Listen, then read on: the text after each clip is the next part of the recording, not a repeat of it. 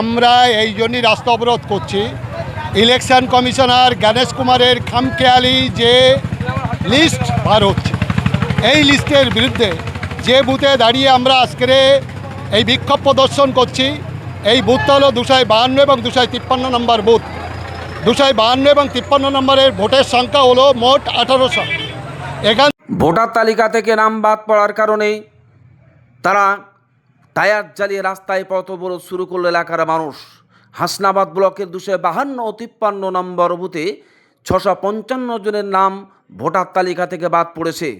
এই দুই বুথে মোট ভোটারের সংখ্যা হলো 1800 জন। এই 1800 জনের মধ্যে 655 জনের নাম ভোটার তালিকা থেকে বাদ পড়েছে।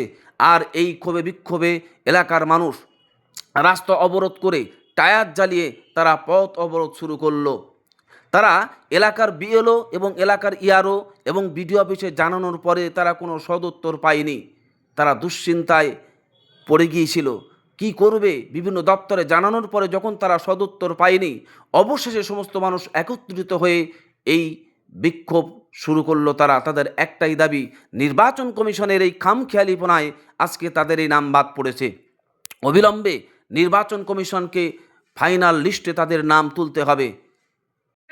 আসুন আমরা শুনে নেব এলাকার মানুষ তারা কি বলছে, তাদের দাবি কি, তারা কি চাইছে নির্বাচন কমিশনের কাছে। দুটো পার্ট আছে, 252 253, দুটো পার্টে প্রায় 5টার মতন নাম ডিলিট হয়েছে। আমাদের দাবি যাদের বৈধ পেপার আছে তাদের নাম ডিলিট তুলে দিয়ে তাদের নাম তুলে দিতে হবে। আর আমাদের এখানে 4 ঘন্টা অবরোধ চলছে। আমরা স্থানীয় প্রশাসনের মারফতে আমরা আশ্বাস পেয়েছি যে আমাদের নাম আবার পুনরায় সংশোধন হবে, সেই জন্যে আমরা রাস্তা অবরোধ তুলে দিয়েছি। আমরা এরপরে আমাদের গ্রাম বাড়িতে মিলিত আমরা এরপরে বড় আন্দোলনে নামবো। শান্তিপূর্ণভাবে আমরা সংবিধানকে মান্যতা দিয়ে, আইনকে মান্যতা দিয়ে আমরা এরপরে আরও বড় আন্দোলন করব।